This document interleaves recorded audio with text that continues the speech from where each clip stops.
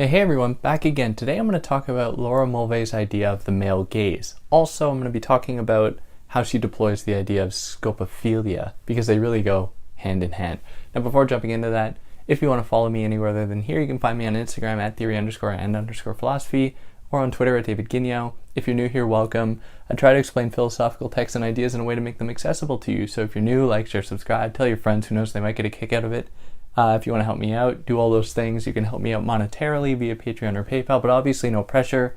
If you found this in podcast form, you're going to be able to find the video on YouTube, or sometimes I release other videos as well if you're interested in that. Or if you found this on YouTube, you're going to be able to find it in podcast form where there shouldn't be any ads. So yeah, don't waste any more of your time with that stuff. Let's talk about Laura Mulvey's The Male Gaze. Now, I've done a full episode on this essay, Visual Pleasure in Narrative Cinema, which is very good, and I recommend you go listen to that or go read the essay. But I just wanted to do this shorter one so that anyone curious about the term, the male gaze, could have a pretty good understanding of it. So what Mulvey tries to do in her essay, Visual Pleasure in Narrative Cinema, is to use psychoanalysis to psychoanalyze cinema. And she thinks that the cinema is a reflection of everyday life. So in that way, she is using psychoanalysis to study the cinema as a way to study everyday life. Now, this goes beyond what is seen on the screen, that is the content, but also the form of the cinema itself. So what happens on screen can probably be easily understood as reflecting certain societal values. But one of the points that she makes that's really interesting is how the act of viewing the screen, and she describes how when we sit in the cinema, we sit kind of isolated in the dark. The way that the cinema is set up, you don't see the people in front of you, at least you shouldn't be. You don't see the people beside you. You're kind of alone, peering into the lives of people on the screen. Now, this speaks to what she calls scopophilia, drawing from psychoanalytic theory, which is a desire to look. Now, this desire is augmented when it is the act of looking into somebody's private life, because you're being streamlined into something that you aren't supposed to be. And that elicits some excitement. And this speaks to a desire to understand and control, because when you put something under your gaze, when you are looking at something, you make it intelligible to you. You make it something that you can understand. And it is also something that suddenly now you can't fear, because you have a perfect view of it and it has no view of you. You have total command over it in a kind of symbolic way. Not symbolic in any psychoanalytic term, but symbolic in a colloquial way. So the cinema itself satisfies this desire of scopophilia, this desire to be looking. Now, the content of the cinema satisfies another desire, and this desire reflects the interests of men, and this is what she calls the male gaze.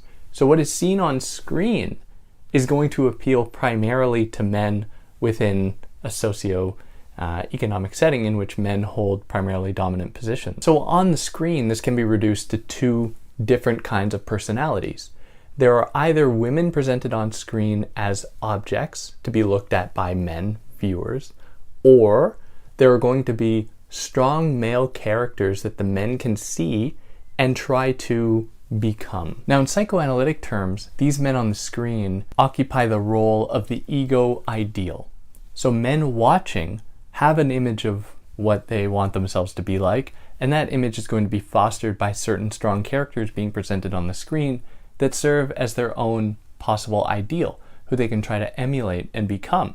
Now, in many of these films, and keep in mind she's writing this in 1975, so the films that she was drawing from reflected a certain stage, not to say that things have changed too much, but there are qualitative differences. On the screen, men would often be the ones occupying very active roles. And on the screen, women would often be occupying passive roles, just objects for men on the screen. And one of the ways to assess this is by using what's called the Bechdel test, for anyone that's not familiar.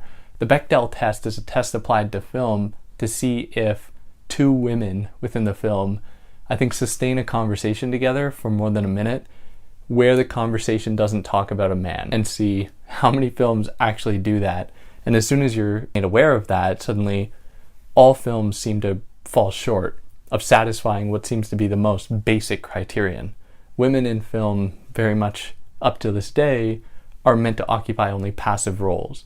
They are meant to accompany men, to be looked at, not heard. So these dynamics that we see on screen, where women occupy passive roles and men active roles, is mirrored in everyday life. Women are expected to take on certain passive roles in work life, in home life, and even when they do assume active roles, those roles are erased. So for example, housekeeping, which is something that women are expected to do that demands a lot of labor, a lot of decision making, but those actions often get erased under the burden that men experience in their daily lives as being the only people that can experience burden, that can experience the weight of obligation, just because women's labor has been so naturalized, has been assumed as a given, and there's very little room to challenge it, to call attention to it, and it has disappeared into transparency. So by using psychoanalysis on the film, Mulvey gives us a way to understand our world, because we can use a film being a set amount of time, a set amount of content, and we can assess it through this analytic framework, which then, because it's a very neat thing, what happens on the film, and then from there we can extrapolate it to everyday life and test it against what goes on in everyday life. And we come to find that the cinema reflects certain impulses, certain societal dispositions that benefit men at the expense of women. Now, it is a little bit more complicated than that, and I kind of touch upon that in the essay, but there are also critiques of Mulvey by certain critical race scholars who say that, yeah, there are these patriarchal configurations here, that is, the continued oppression of women by men.